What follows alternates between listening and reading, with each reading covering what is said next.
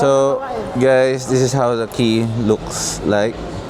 Meron tong lock, unlock. Meron tayong control here para sa trunk. Then, meron tayong alarm.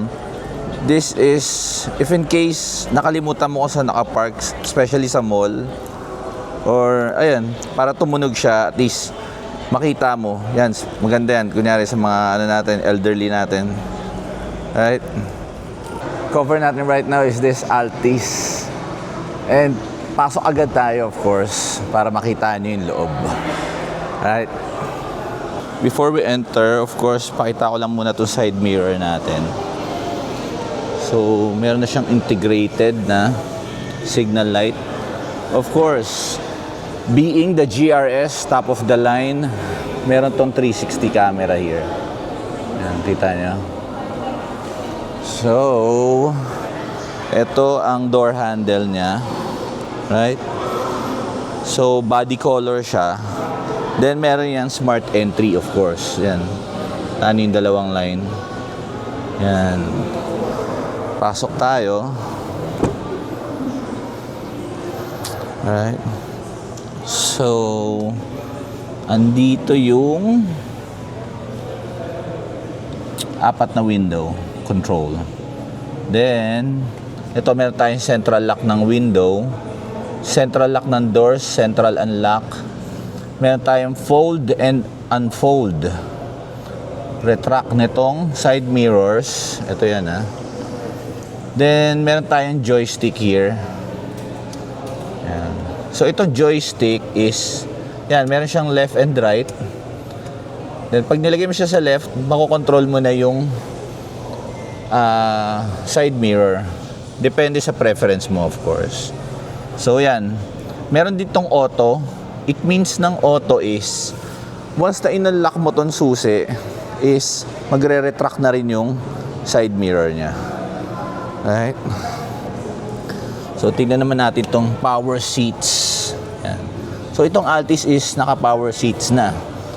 So, ayan ha. Yan. Automatic siya. Hindi siya yung manual na adjustment.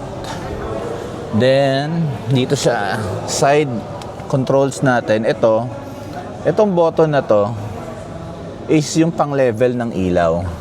So, for example, yung ilaw mo, makokontrol mo kung saan siya nakatutok. Yan, yan. Ginawa ko lang ito example, yung kamay ko. Then, meron tayong auto high beam. This auto high beam is just in case na meron kang kasalubong na naka-high beam, itong Altis mo is siya na is mag-lower ng ilaw para hindi magbanggaan yung dalawang high beam nyo ng kasalubong mo. So, this is the auto high beam. And ito naman yung sa odometer mo, trip meter. So, if you are wondering about these 4 buttons here, abang yan. Just in case in the future, gusto mo i-upgrade tong Altis mo. So, dito may i-place yung mga buttons. Right? Then, dito sa ilalim naman is the pang-open ng hood. Alright. So, ayan. Nice. Ganda. Pasok tayo ah. So, ito ang design ng steering wheel niya. Right? Ganda. Nice. So, dito, ito yung cursor natin para ma-navigate tong multi-information display. So, merong okay para ma-enter mo. Then, merong back. And this one is pang-answer ng call. Ito naman, volume control, voice command, busina, and the GR badge. Of course, itong hybrid na to is GR. Right? Then, meron tayong cruise control. Yan. Merong cancel, set, reset. Meron tayong lane departure monitoring. By the way, itong lane departure shortcut button na to, ito nga pala yung dito nakalagay yan. Ito. Right? Yan yung nagmo-monitor sa lane departure. Yan, maganda yung lane departure just in case na yung pala baka mamaya nakakatulog na kayo. 'Di ba? At least mare-remind kayo, mag-a-alarm tong unit na baka mamaya nakatulog na kayo. So kapag naka-lane departure kayo, very ideal niya na mag-signal kayo para at least alam nung computer na gising kayo, kasi baka mamaya nakakatulog na pala kayo. So this mode is, yun nga lang, hindi ko kasi pwede i-start to. Unfortunately, hindi ko mapakita sa inyo tong mga to dahil itong unit na to is inside the showroom. Alright? So meron tayong pang skip. Yan. Pang skip yan ng song or any kung nasan ka man station, radio station, AM, FM. So yan yung pang skip. Itong mode na to, pag pinipindot mo to, ito yung magsa-cycle between AM, FM, Bluetooth, or Android, Apple CarPlay. So para while driving, nakafocus ka sa road. 'Di ba? At hindi ka gagamit dito. So yun yung shortcut key niyan, mode. So moving on, tingnan natin tong design ng aircon niya. Right? So yan ang design niyan. Dito meron tayong auto. Itong auto is one push button, max fan level. Yan yung meaning niyan. Off, front defogger, rear defogger, eco, heat, pwedeng mag-heater or cool. Then meron tayong, ito yung fan level, pwedeng laksan, hinaan. Ito yung airflow, meron sa mukha, meron sa paa. Circulation control, aircon vent sa rear para ma-on off mo. Ito yon. Then AC for the cooling system. By the way, this one is for the sync para mag-synchronize yung thermostat mong dalawa. So depende yan sa preference nyo. Alright? So this one is the hazard button. Yan design ng aircon vent nya. So yan, ganda. Then, check natin dito sa driver side, of course, the famous glove box. Ganda. Then, yan yung design ng ano niya. Meron siyang red stitching here. Yan. Then, ito yung design ng aircon vent niya sa passenger. So, if you can see, yan ang design ng second row. Right? So, yan. Then dito is itong cabin light, front headliner light. So yan, push mo lang siya. So tingnan nga natin kung may mirror. Meron mirror tong driver side. So yan pag ino-open mo yan, bubukas din tong ilaw. Yan. Nice, ganda. So yan. Just in case, bago ka bumaba dun sa house ng nililigawan mo, check muna. Then, dito naman, para kay Mrs., ayan, ang nagme-makeup natin si Mrs. So, ayan, each time na i-open mo yan, umiilaw to. Okay? Ayan.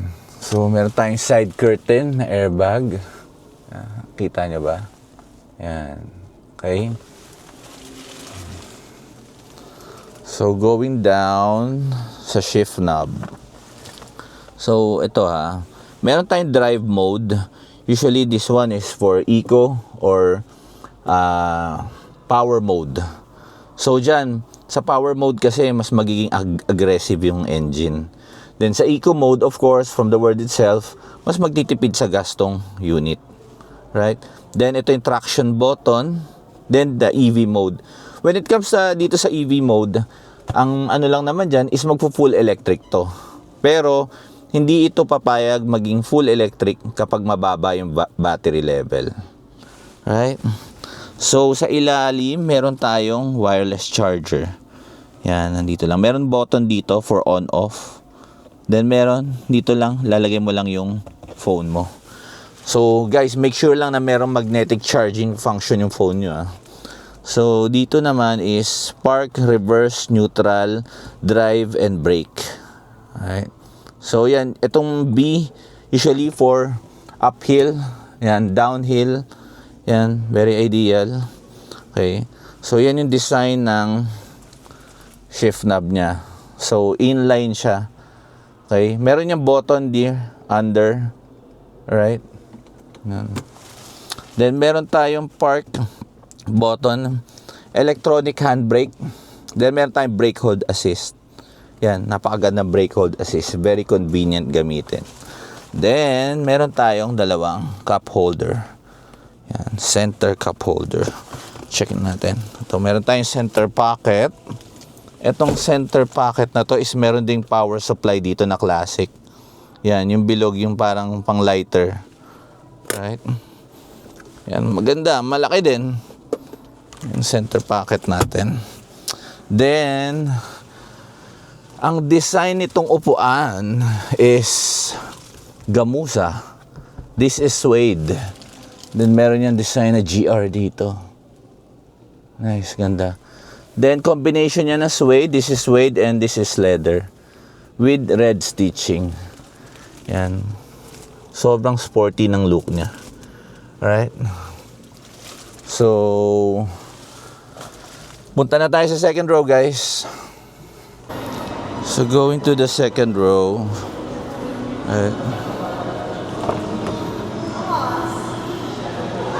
Ang design nitong second row door panel is ito lang naman. Meron siyang handle, window, door function, and lock. Yan. So, ito yan ang design ng second row niya. Yan. Yung mga seat belts niya is color red. So, same design as sa front. Ito pa rin is suede, gamusa, then combination ng leather. Yan. Check na natin to kung nare-retract. Nice, ang ganda. Yan. Meron siyang center armrest. Yan. Then meron cup holders. Yan. So dito sa gitna is meron ding aircon vent. So kanina na mention ko doon merong control doon sa front na pwede mong i-off tong vent para at least in case na wala namang passenger dito sa second row is pwede mo siya i-off. So meron din dito. Yan. So yan siya. So may lagayan din tayo ng files, of course. Yan, kabilaan siya. Yan. Right? Nice. Then, ito ang design ng center light niya para sa cabin. Meron siyang off, meron door and lit function. Right? So guys, isa sa mga nagustuhan ng clients dito sa Altis, of course, especially dyan sa mga elderly natin or medyo may edad na, hindi naman sinabing sobrang tanda, pero kasi ang gusto nila dito sa Altis is madaling sumakay. Dahil yun na nga, medyo mababa yung ground clearance niya versus other units. So, in case naman dito, actually meron din Corolla Cross na same engine size nito is 1.8. Then, ang nagugustuhan naman nila sa Corolla Cross is, of course, yung ground clearance na mataas. So, ikutin na natin yung labas naman. Okay? Usually, talaga inuuna ko itong loob. Of course, syempre, excited kayo makita na yung loob niya versus sa labas. So, tara, tignan natin yung labas. Dito tayo sa labas. So, ito yung design ng headlights niya. Solid, di ba? Yan. Yung reflection lang, pero yan. Yan siyang blue lining here. Signifies the hybrid, of course. Then, meron tayong GR emblem here. Then, the fog lights. So, yan. Honeycomb design ng grills. Then, the 360 camera emblem.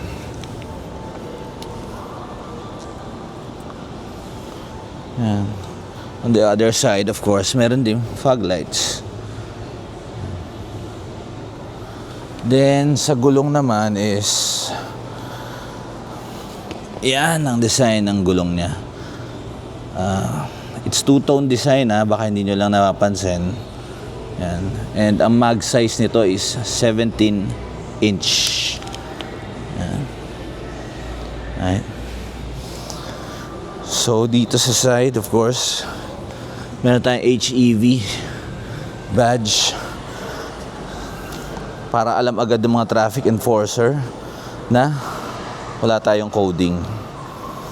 And just like I mentioned on the other side na meron ditong turning signal light at both sides.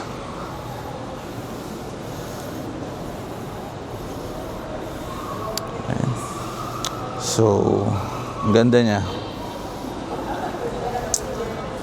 Ang advantage naman din kasi nito, bakit low ground clearance to is mas maganda yan dahil mas kapit yan sa kalsada, especially at high speed. Yan.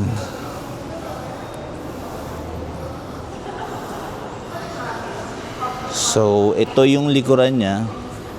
Tignan nyo. Yan. So, meron na siyang spoiler. Yan. See? Ay, ganda. So, smoke tong design ng taillights, ha. And this is the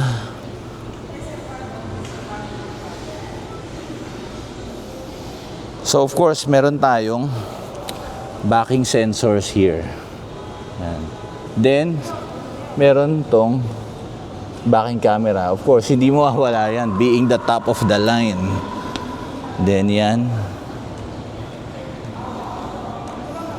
So, meron tayong back reflector.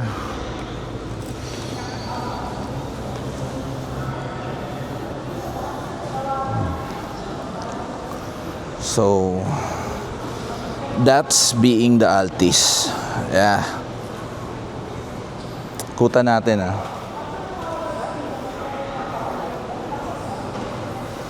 So, ito, guys.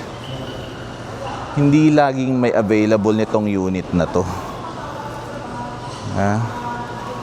So, I think last year, sobrang konti ng arrival nito. May alternative tayo for this. Pwede namang Corolla Cross. Yan.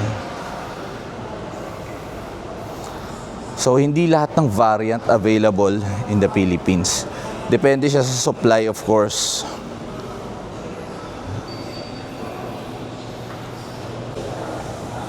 So guys, ang current price ito as of this September wala. As of this September is 1,746,000. So yan. Guys, by the way, kung interested kayo for trade-in, meron kaming trade-in dito. Most brands tinatanggap namin for trade-in. Pero, of course, dalhin yung unit nyo dito para ma-appraise. And kaya naman namin magbigay ng appraisal, pero much better dalhin nyo. Kung gusto nyo talaga magpa-quick appraisal, sendan nyo ako ng details ng unit nyo, of course. So yan, guys. Thank you. Bye. Before I end pala, so meron tayong alternative for the Altis, especially kung walang available na Altis. Sa observation ko, talagang napakakunti ng Altis na dumadating. Pero ito yung isang alternative natin, the Corolla Cross. Right? The best yan, ang ganda. Dahil din sa ground clearance niya, of course. And yung design niya. So, meron din akong vlog nito for the Corolla Cross. You see my channel, right? Thank you. Thanks again and bye.